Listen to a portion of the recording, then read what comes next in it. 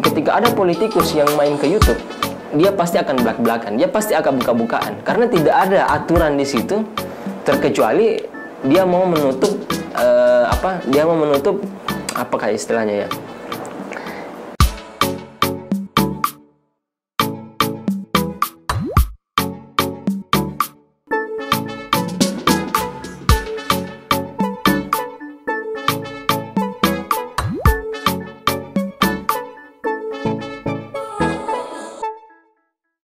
Terkait dengan masalah banyaknya konten kreator yang bermunculan, tapi salah satu fenomena yang mungkin kalau mundur ke tahun yang lalu terkait dengan Reza Arab yang yang memberikan channelnya, karena katanya YouTube sekarang tidak terlalu menantang lagi seperti dulu.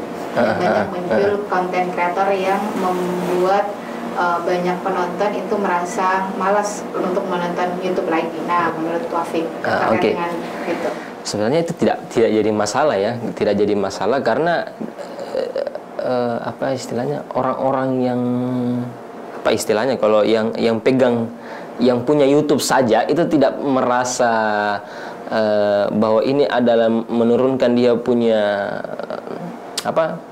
platform YouTube-nya ini tidak menurun viewersnya. Ya saya pikir tidak jadi masalah, karena mau dia receh, mau dia sederhana, mau dia bagus, tidak menjadi satu masalah hal yang penting sih sebenarnya. Kalau Reza Arab menganggap itu permasalahan dalam pikirannya, ya mungkin dia saja, karena mungkin merasa dia pemain lama, kemudian dia lebih condong punya konten yang jauh lebih konsisten. Misalnya dia bicara tentang apa Reza Arab begitu, ya saya pikir mungkin hanya karena dianya saja yang berpikir begitu. Itu kan tergantung tergantung perspektifnya masing-masing. Tidak ada masalah kalau saya. Mau dia receh kah, mau dia punya nilai edukasi yang bahkan ada juga yang kadang-kadang buat contoh, misalnya menurut saya review makanan itu tidak penting. Menurut saya mukbang itu, mau mukbang, mau itu review, misalnya ada makanan baru kemudian dia review rasanya seperti apa, menurut saya itu juga receh, menurut saya itu tidak penting.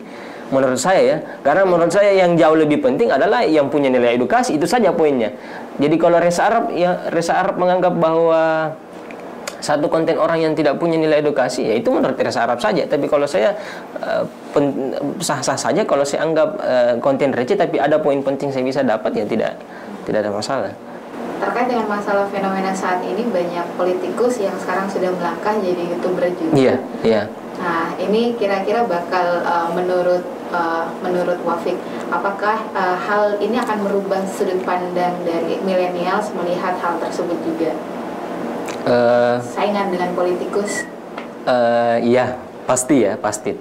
Tetapi ada hal lain, lembaran lain yang harus kita baca ulang terkait kalau politikus main di situ. Karena kalau ada politikus yang main di YouTube, tentunya hasrat saya sebagai penonton justru lebih bergairah begitu. Kenapa? Karena ketika ada politikus yang main ke YouTube, dia pasti akan belak-belakan, dia pasti akan buka-bukaan, karena tidak ada aturan di situ, terkecuali dia mau menutup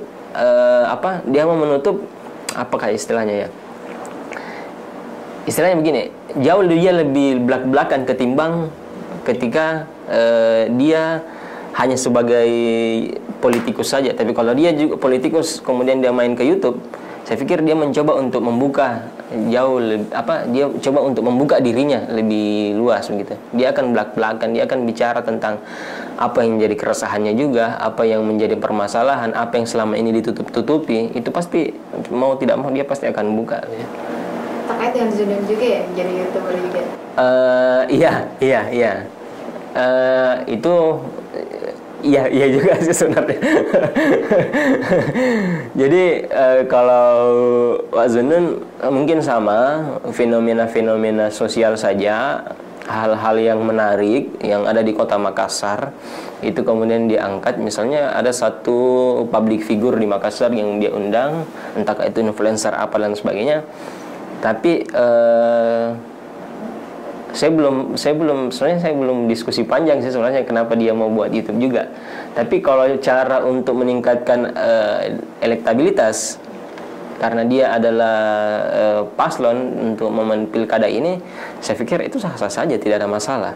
Mungkin ada perspektif lain yang coba dia angkat tentang dirinya, bahwa dia orangnya juga nyaman ditemani berdiskusi, karena orang selalu mempertanyakan tentang popularitas daripada Zunnun. Ini kalau ada wartawan-wartawan yang meminta itu, ya selalu bertanyakan tentang popularitasnya. Tapi kalau kita tidak mencoba untuk mengenali juga Zunnun, ya saya pikir kalau kita tidak coba untuk menggali juga lebih dalam tentang Zunnunnya, kita tidak akan mengenali begitu. Jadi kalau dia mau coba untuk memperkenalkan dirinya dengan platform YouTube, dengan kata Zunnun Chess ya, kalau tidak salah channelnya, ya tidak ada masalah.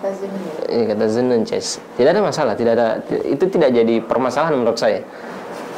Mungkin untuk menggait anak-anak muda, ya sah-sah saja. Nah, Wafik tertarik tidak untuk menjadi seperti Kim Kataguiri yang YouTuber lalu kemudian beralih menjadi aktivis juga, dan bisa merubah arah politik yang terjadi di Brazil? Iya. Tertarik, pasti tertarik.